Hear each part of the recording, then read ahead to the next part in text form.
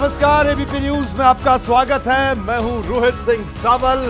भारत का हूं, भारत की बात करता हूं। सियासत में बयानबाजी की कोई लक्ष्मण रेखा नहीं होती। यही वजह है कि आए दिन विवाद की आंच भड़कती रहती है। आज जैसे कई बयान देश की राजनीतिक तपिश बढ़ा गए। आज आपको बताऊंगा यूपी के सीएम योगी आदित्यनाथ को किसने दिया सियासी अल्टीमेटम, किसने कहा 27 में हो जाएगा राज खत्म। साथ ही बात हरियाणा चुनाव की, जहां राहुल गांधी की पिक्चर ऑफ यूनिटी सुर्खियों में है। भारत की बात में आज महाराष्ट्र से बड़ी खबर दिखाऊंगा, जिसको लेकर कहा जा रहा है वोट जनहिताय, राज्य माता बनी गाय। जी हां, लेकिन सबसे पहले बात कांग्रेस के मंच से आई एकजुटता की तस्वीर की। कांग्रेस इस बार हरियाणा की सत्ता में वापसी का दावा कर रही है, लेकिन मुख्यमंत्री पद पर दावेदारी को लेकर कुमारी सैलजा और भूपेंद्र सिंह हुड्डा की तनातनी भी किसी से छिपी नहीं। इन सब के बीच राहुल गांधी ने आज फिर दोनों को एकता का संदेश दिया। मंच पर मौजूद भूपेंद्र सिंह हुड्डा और कुमारी सैलजा के हाथ मिलवा दिए।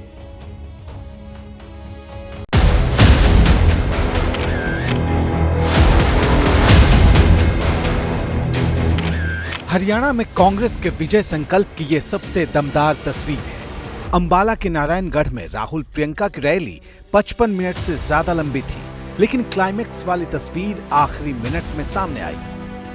ये वही तस्वीर है जब सारे नेता एक साथ हाथ उठाकर विजय का संकल्प ले रहे थे। राहुल गांधी भी कुमारी सैलजा और भूपेंद्र सिंह हुड्डा का हाथ थामे हुए संकल्प की मुट्ठी भींचे दिखाई दे रहे थे। अचानक उन्होंने कुमारी सैलजा और भूपेंद्र सिंह हुड्डा के हाथों को आपस में मिला दिया और कार्यकर्ताओं और समर्थकों को पार्टी की एकजुटता की तस्वीर दिखाई। तस्वीर में बाईं तरफ सबसे किनारे प्रियंका गांधी वाड्रा खड़ी नजर आ रही हैं। उनके बाद कुमारी सैलजा हैं और फिर राहुल गांधी। उनके साथ भूपेंद्र सिंह हुड्डा नजर आ रहे हैं, जिनके बगल में केसी वेणुगोपाल खड़े हैं। राहुल की इस पहल के बाद भूपेंद्र सिंह हुड्डा और कुमारी सैलजा के चेहरे पर मुस्कान थी। राहुल ने सार्वजनिक तौर पर दोनों नेताओं को मतभेद भुलाकर एकजुटता का सीधा संदेश दे दिया था।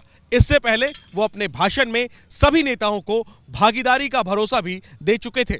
सरकार बनेगी तो 36 बरादरियों की सरकार बनेगी, सबकी सरकार बनेगी, न्याय की सरकार बनेगी और भागीदारी सबको दी जाएगी। वहीं सभा में मौजूद प्रियंका गांधी वाड्रा ने हुड्डा और सैलजा को जनता के लिए समर्पित नेता बताया। हुड्डा जी बैठे हैं, सैलजा जी बैठी हैं, तमाम हमारे कार्यकर्ता, हमारे कांग्रेस के पदाधिकारी बैठे हैं, सब आप ही के लिए समर्पित हैं। विजय संकल्प के मंच से सैलजा और हुड्डा को एकता का संदेश दिलाने वाले राहुल गांधी की तस्वीर विपक्षी बीजेपी के खेमे में भी हलचल मचा गई। तो मिलाप क्या जो मजबूरी में हो। अगर दलितों की इतनी चिंता है तो सैलजा जी को सीएम कैंडिडेट घोषित कर दें, और अगर हाथ मिलने से दिल मिल चुके हो तो हुड्डा जी भी उसका समर्थन कर ही देंगे। दिल मिले न मिले हाथ मिलाते रहिए वाला जो मामला है वो करने की कोशिश कर रहे हैं। जो दलितों का अपमान भूपेंद्र सिंह हुड्डा और उनका परिवार कर रहा है, उस अपमान को सम्मान में कैसे परिवर्तित करेंगे? जी हां, बीजेपी कांग्रेस पर तंज कर रही है कि हाथ तो मिले लेकिन दिल क्या मिले। एबीपी न्यूज संवाददाता जैनेंद्र ने यही सवाल कुमारी सैलजा से पूछा। जवाब दिलचस्प। हाथ मिले, क्या दिल भी मिले? सब मिलकर काम कर रहे हैं कांग्रेस पार्टी के लिए, और राहुल जी की रहनुमाई में कांग्रेस को हमने और नीचे जमीन पर मजबूत करते हुए सरकार बनानी। इस तस्वीर का क्या संदेश है? राहुल गांधी ने आप लोगों से मंच पर क्या कुछ बातें भी की? तस्वीरें तो बात ये है, संदेश वगैरह तो आप ही निकाल लोगे। तो राहुल जी और प्रियंका जी के साथ में जो वो कहेंगे वही होगा। दोनों सीएम के चेहरे, सीएम के दोनों चेहरे आज एक साथ मौजूद थे। अब आप इस पे नजर रखो और देखो क्या। वहीं अंबाला के नारायणगढ़ से कुरुक्षेत्र के थानेसर तक आज राहुल गांधी और प्रियंका ने विजय संकल्प यात्रा निकाली। सड़क मार्ग से दोनों यहां तक पहुंचे। इस पूरे इलाके को बीजेपी का गढ़ माना जाता है, जहां राहुल प्रियंका ने पूरा जोर लगा दिया।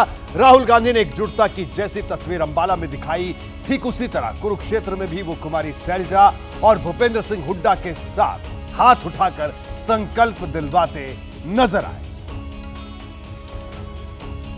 वहीं हरियाणा में चुनाव प्रचार के दौरान आज प्रियंका गांधी वाड्रा और यूपी के मुख्यमंत्री योगी आदित्यनाथ के आर पार वाले बयान भी चर्चा में रहे। प्रियंका ने कुरुक्षेत्र में महाभारत का जिक्र कर पांडवों की जीत की भविष्यवाणी की तो सीएम योगी आदित्यनाथ ने रोम का नाम लेकर कांग्रेस पर तंज किया। इसके साथ ही उन्होंने कांग्रेस पर रामकृष्ण को भुलाने का भी आरोप लगाया। कहा ये कुरुक्षेत्र है, धर्म क्षेत्र है। यहाँ से दुनिया में सब धर्मों के बीच हमारे धर्म का संदेश यहीं से उभरा, यहीं से उठा। यहीं पे 5 पांडवों ने कौरवों की सैकड़ों की सेना को शिकस्त दिया। ये बदनसीब है कांग्रेसी लोग जो अपनी विरासत को ही भूल गए हैं। राम को ही इन्होंने भुला दिया है, कृष्ण को भुला दिया है। तो भगवान राम ने भी और भगवान कृष्ण ने भी इनकी तरफ से मुंह फेर लिया। जाओ जाओ अपनी दुर्गति को प्राप्त हो जाओ। वहीं कांग्रेस के सीनियर नेता रणदीप सुरजेवाला का एक बयान आज दिन भर सुर्खियों में रहा। हरियाणा में कार्यक्रम के दौरान रणदीप सुरजेवाला ने उत्तर प्रदेश की चर्चा की और ब्राह्मणों के बहाने बीजेपी को कटघरे में खड़ा करने की कोशिश की। बात बढ़ी तो बीजेपी ने पलटवार किया और राहुल गांधी के जनेऊ का मुद्दा उठा लाया। अगर आदित्यनाथ को जिंदा रखना है तो ब्राह्मण समाज को मारना पड़ेगा। भगवा बीजेपी का नहीं, भगवा पवित्रता का निशान है। एक तरफ भगवा रंग पर दावा, दूसरी तरफ उत्तर प्रदेश के मुख्यमंत्री योगी आदित्यनाथ पर सियासी धावा। कांग्रेस के नेता रणदीप सिंह सुरजेवाला को हरियाणा चुनाव के बीच हरियाणा के ही कैथल में ब्राह्मण समाज का मंच मिला तो बयानों की धार यूपी की तरफ मोड़ दी।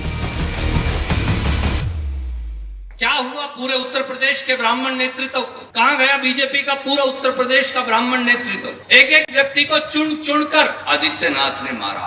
एक एक व्यक्ति को चुन चुन कर उनके नेतृत्व को समाप्त किया है। कैथल सीट से अपने कांग्रेस उम्मीदवार बेटे आदित्य सुरजेवाला के लिए वोट मांग रहे रणदीप सिंह सुरजेवाला यही नहीं रुके। सब जानते हैं कि नेतृत्व इस देश का सबसे बड़े प्रांत से आता है और वो उत्तर प्रदेश है। इसलिए अगर आदित्यनाथ को जिंदा रखना है तो ब्राह्मण समाज को मारना पड़ेगा। उसके बाद उनकी राजनीतिक जो मार है उसके बाद फिर आदित्यनाथ का कद बड़ा होगा। जवाब देने आई बीजेपी ने भी जनेऊ का जिक्र किया और राहुल गांधी तक पहुंच गए। कोर्ट के ऊपर जनेऊ दत्तात्रेय गोत्र के धारी एक हमारे बहुत आदरणीय पारसी समुदाय से संबंधित एक ऐसे राजनेता वो भी आ जाएं, सर के बल खड़े हो जाएं। अगर जाति की बात कर रहे हो तो जाति का सबसे ज्यादा अपमान आपने और आपके सहयोगी दलों ने किया है। ब्राह्मण, हिंदू ये वोट के खातिर ये किसी भी कीमत पर अपने चेहरे को बदल सकते हैं गिरगिट से जाकर। बीजेपी ने जवाब तो दिया, लेकिन सवाल है कि रणदीप सिंह सुरजेवाला ने ब्राह्मणों को बीजेपी के हाथों पीड़ित क्यों बताया। वजह है हरियाणा का जातीय समीकरण। राज्य में ब्राह्मण वोटर 7.5% हैं, जो आबादी के हिसाब से चौथा सबसे बड़ा वोट बैंक है। लेकिन कांग्रेस सुरजेवाला के बयान को वोट से जोड़कर देखने को तैयार नहीं।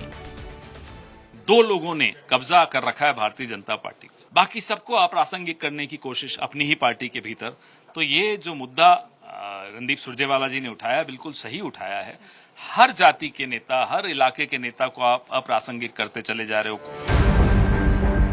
कांग्रेस की दलील चाहे जो हो, लेकिन जीत चुनाव का सबसे बड़ा सत्य है और ये सत्य साबित करना कांग्रेस के लिए जितनी बड़ी चुनौती हरियाणा में है, उतनी ही बड़ी चुनौती उस उत्तर प्रदेश में भी है, जहां के 10 विधानसभा सीट उपचुनाव की राह देख रहे हैं। बात उत्तर प्रदेश की, जहां समाजवादी पार्टी के विधायक महबूब अली अपने एक बयान को लेकर विवादों में हैं। महबूब अली अमरोहा से एमएलए हैं। वो बिजनौर में एक कार्यक्रम में भाषण दे रहे थे। इस मंच पर अली ने 2027 में योगी राज खत्म होने की भविष्यवाणी कर डाली, लेकिन इससे पहले उन्होंने मुस्लिम आबादी बढ़ने पर ऐसी बात कह दी जिस पर बीजेपी ने आसमान सर पर उठा दिया। कुछ लोग आते हैं अब प्रतिशत बढ़ रहा है, कान में कहेंगे, झोला डाल के आएंगे और आने वाले वक्तों में समझ लो अब तुम्हारा राज खत्म हो जाएगा। आबादी बढ़ रही है मुसलमानों की इतनी, और आगे सत्ता में आ जाएंगे। ये काम तो मुगलों के बस की नहीं जो 850 साल हुकूमत कर रहे हैं, उनकी हैसियत कुछ नहीं हुई। समाजवादी पार्टी के विधायक महबूब अली ने जो कहा इतना ही कहा, लेकिन सियासत में इसके मतलब अपने अपने हिसाब से लगाए जाने लगे।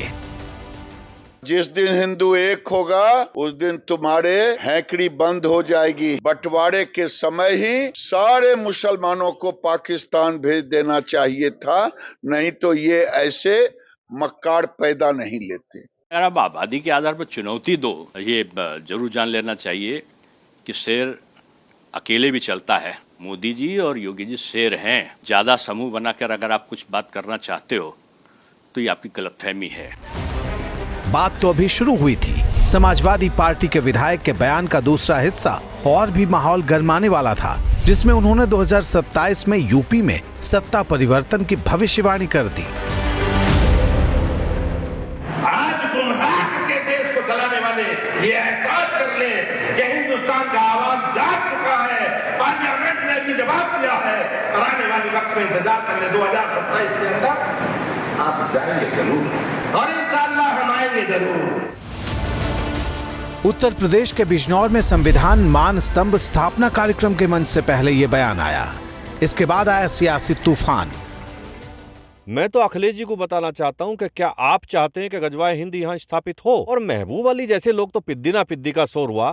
और ये जो कहने वाले हैं कि हमारी आबादी बढ़ रही है, मैं गारंटी के साथ कहता हूं सड़क पे राम राम करते मिलेंगे आपको। इनकी आबादी कितनी भी बढ़ जाए, चूहे चूहे ही रहेंगे और शेर शेर ही रहेगा। बीजेपी बोली तो साथियों और सहयोगियों को ग्रीन सिग्नल मिल गया। लोकसभा चुनाव से पहले तक समाजवादी पार्टी के साथ रहे ओम प्रकाश राजभर भी अखिलेश की घेराबंदी करने वालों में शामिल हो गए। अगर उनके पास दम है, बोलने की कुव्वत है, तो वो समाजवादी पार्टी के मुखिया के सामने कहें कि 20% वोट मुसलमान देता है, क्या मुसलमान को मुख्यमंत्री बनाएंगे? अपने मुस्लिम समाज के ये लोग दुश्मन हैं। बात बढ़ती दिखी तो यूपी में 10 सीटों पर होने जा रहे उपचुनाव पर इसका संभावित असर लगता है। अखिलेश भी भांप गए, इसलिए खुद तो खामोश रहे, लेकिन समाजवादी पार्टी ने महबूब अली के बयान से किनारा कर लिया। समाजवादी पार्टी के विधायक महबूब अली का ये बयान कि मुसलमान की आबादी बढ़ गई इसलिए बीजेपी हट जाएगी, इससे हम इत्तेफाक नहीं रखते। महबूब अली ने अपने बयान से पहले पार्टी को धर्म संकट में डाला और अब खुद संकट में दिखाई दे रहे हैं। बिजनौर पुलिस ने एसपी विधायक समेत 2 लोगों के खिलाफ केस दर्ज कर लिया है। बड़ी खबर आ रही है, आपको बता दें इस वक्त की बड़ी खबर। बाबा राम रहीम को पैरोल देने का रास्ता साफ हो गया है। चुनाव आयोग ने राज्य सरकार को इजाजत दी है, पैरोल संबंधी नियमों का पालन सुनिश्चित करने को कहा है और राज्य सरकार ने बाकायदा चुनाव आयोग को इसकी जानकारी दी कि राम रहीम को एक ब्लड डोनेशन कैंप करना है, गुरु की पुण्यतिथि में शामिल होना है। इस तरह के तमाम कार्यक्रम है जिसके लिए उनको पैरोल दी जानी चाहिए। ये तमाम बातें राज्य सरकार ने चुनाव आयोग को लिखी, जिसके बाद चुनाव आयोग ने इजाजत दी। महाराष्ट्र में देसी गाय को राज्य माता का दर्जा दिया गया है। मुख्यमंत्री एकनाथ शिंदे और डिप्टी सीएम देवेंद्र फडणवीस ने इसका ऐलान किया। फैसला बाकायदा कैबिनेट ने लिया। ज्योतिर्मठ के शंकराचार्य अविमुक्तेश्वरानंद सरस्वती ने भी इसकी तारीफ की है, लेकिन विपक्षी दल इसे चुनावी कार्ड बता रहे हैं। ओम नारायणाय नमः, ओम माधवाय नमः, हस्त प्रक्षालनम गोविंदाय नमः, पवित्र पवित्रो वा सर्वावस्थांगतो विवा। और मुझे खुशी है कि राज्य माता गौ माता को दर्जा देने का सौभाग्य हमें प्राप्त हुआ है। महाराष्ट्र में विधानसभा चुनाव से पहले राज्य की एकनाथ शिंदे सरकार ने हिंदुत्व की पिच पर बड़ा दांव चल दिया। देसी गाय का अब महाराष्ट्र में राज्य माता का दर्जा होगा। और हमारी गाय जो है हमारी माता है, उसके जो रोज का चारा होता है, सरकार ने प्रति गाय प्रतिदिन 50 रुपए का अनुदान देने का निर्णय लिया है। महाराष्ट्र सरकार की कैबिनेट में पास रेजोल्यूशन में आयुर्वेद पंचगव्य उपचार पद्धति, गोमूत्र जैविक खेती पद्धति में गाय के महत्व का जिक्र करते हुए तमाम तर्क दिए गए हैं, लेकिन उद्धव ठाकरे की शिवसेना इसे ध्यान भटकाने की कोशिश बता रही है। आपसे सर्टिफिकेट लेने की जरूरत नहीं है कि गऊ को माता का दर्जा दो, ऑलरेडी हमारे मन में दर्जा है। तो हमें मत सिखाओ, जनता को मत सिखाओ, विकास के मुद्दे पर बात करो जिस पर आप पूरी तरह फेल हो।